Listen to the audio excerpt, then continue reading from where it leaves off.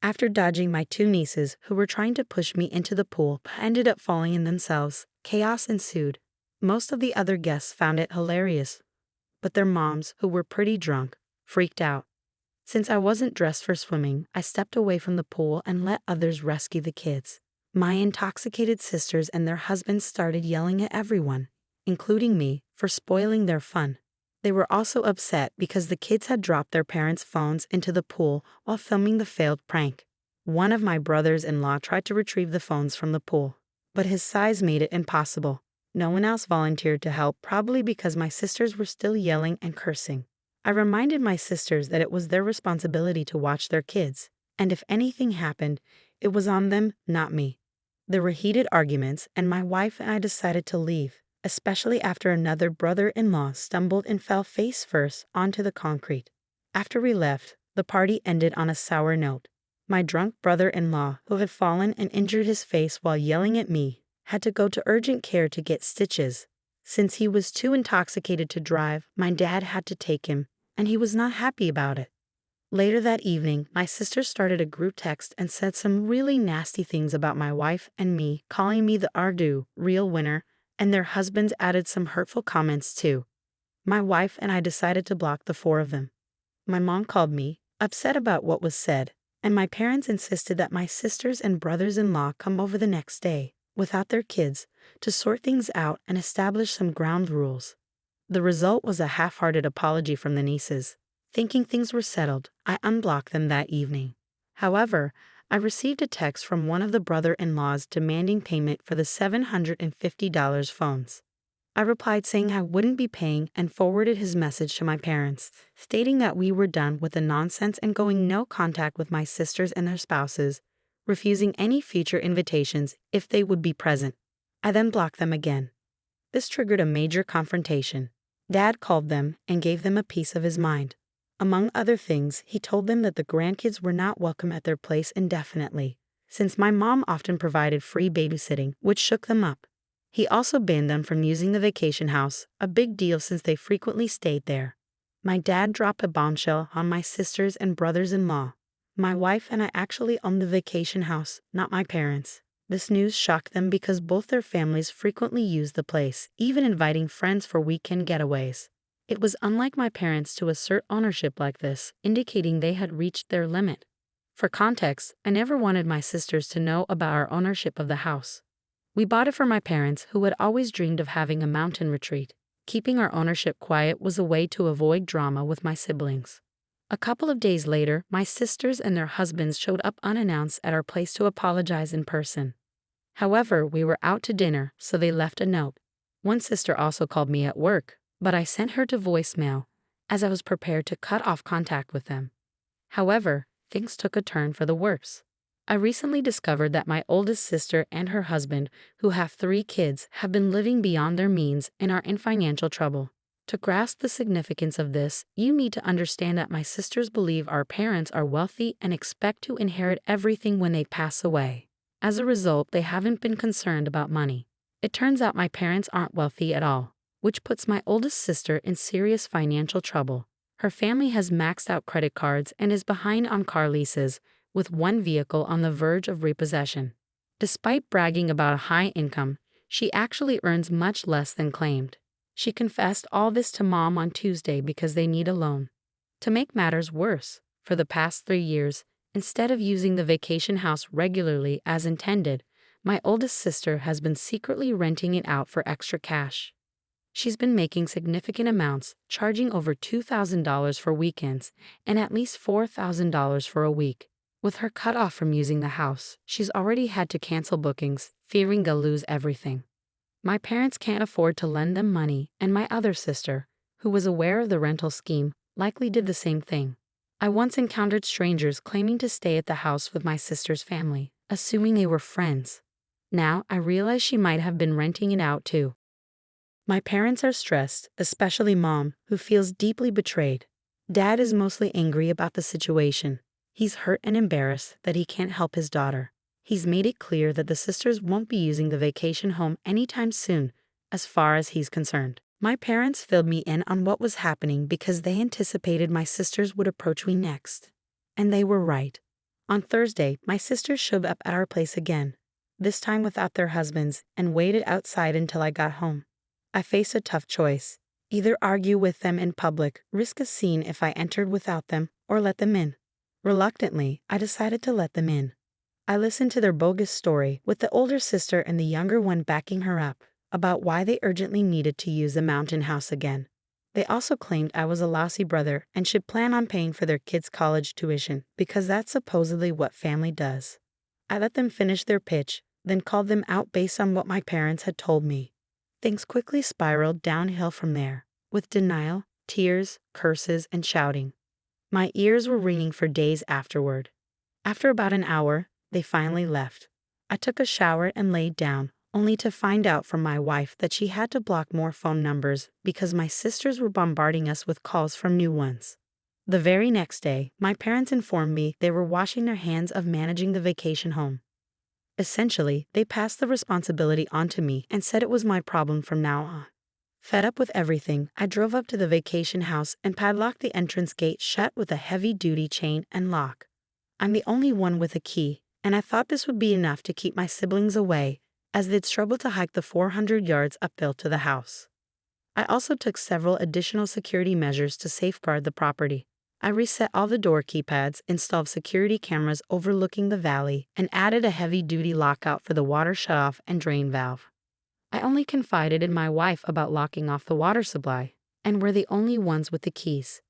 It's a good thing I took those security measures because a few days later, both of my sisters' husbands called me separately at my office, trying to convince me to let them use the vacation house as they always had. The older one had gone up with friends for a hangout but couldn't get in due to the gate lock. He was pretty upset and embarrassed about being locked out. During his call, he alternated between being pushy and playing the victim. At one point, he even threatened to tear the gate out of the ground.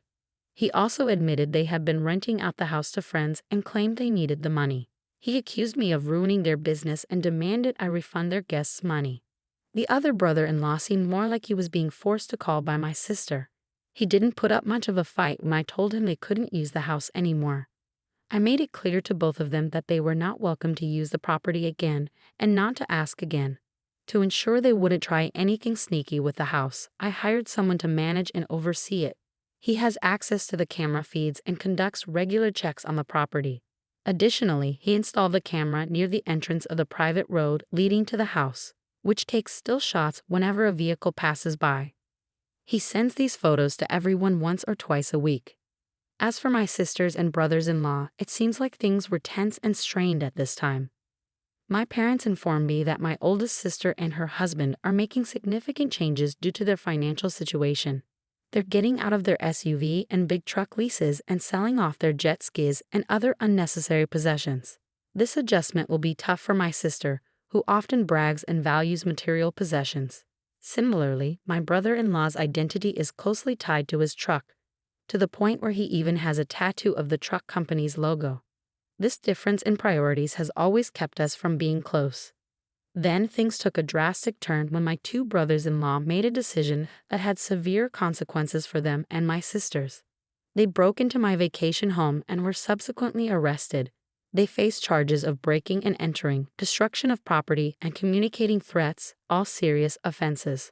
I refused to drop the charges against them, and they remained in jail as of the following day. I learned the full story afterward. On the Friday after Thanksgiving, my brothers-in-law went to my vacation home. Using an angle grinder, they cut through the chain on the driveway gate, damaging it in the process. They attempted to enter through the front door, damaging the lock and door in the process. Eventually, they gained access through the utility floor door and a locked internal door. They also broke into the barn for reasons unknown. When they attempted to leave through the front door, they were confronted by sheriff's deputies and David, the individual I hired to oversee the property. David received notifications from the camera system and alerted the sheriff's department. Despite the brothers-in-law's attempts to explain themselves, the deputies didn't buy it. Breaking into an empty house is a serious offense in that area, typically associated with criminal activity. Upon their arrest, my brothers-in-law reacted poorly, making threats against me in front of law enforcement. David and the sheriff's office attempted to contact my wife and me to determine our course of action. but we were spending time with her parents and had left our phones in the car to disconnect. Consequently, the authorities proceeded with booking the brothers-in-law on all charges, which aligned with my wishes. After their arrest, my brothers-in-law called their wives from jail, causing them to panic. They reached out to my parents and attempted to contact me, but their calls were blocked. They tried to find a lawyer to arrange bail, but it was challenging due to the rural area and the holiday weekend. My oldest sister had no cash, and her cards were maxed out, so if they made bail, my other sister would have had to foot the bill for both husbands. By the end of Friday, I contacted the sheriff's department to confirm that I wanted to press charges. On Saturday afternoon, I spoke with my parents, who were visibly shaken by the situation, especially my mom. My sisters had pressured them to convince me to drop the charges, but I firmly refused, stating that I wouldn't consider it until I spoke with an attorney and was compensated for the damages. Feeling awful about upsetting my mom, my dad suggested starting over completely but also insisted that my sisters and brothers-in-law should pay for the damage. I reached out to 2 attorney friends to recommend a lawyer to pursue legal action against my family members. The following week, I received a courier-delivered envelope at my office containing a signed letter from both brothers-in-law and a cashier's check for $5,000. In the letter, they sincerely apologized, admitted their wrongdoing, and offered to cover the damages, promising more if necessary. They also agreed to stay away from the vacation home unless specifically invited and requested that I work towards getting the charges dropped, as their jobs were at risk. They were open to a restraining order or any other measures necessary for resolution. This sudden change in behavior was shocking and unexpected. I had already scheduled a meeting with an attorney to pursue legal action, but I informed him of the letter and check, and he agreed to discuss it further at the end of the day. Instead of waiting until next week, my attorney advised me not to deposit the check from my brothers-in-law and met with me for about 2 hours. He recommended that my wife and I pursue a settlement and mutual release agreement with all 4 of them. He explained that although we would likely win a lawsuit against them, it could take years, involve significant upfront legal fees, and there was no guarantee we would recover any money. He also assured us that we could keep the $5,000 they offered, regardless of whether we pursued legal action. The agreement will include terms similar to a civil restraining order. I had already requested my property manager to estimate the cost of repairs, and I received the estimate promptly. It's expected to cost around $4,000, with most of the expense going towards repairing the front door. On Friday, my attorney contacted each of the brothers-in-law, advised them to seek legal representation, and they agreed.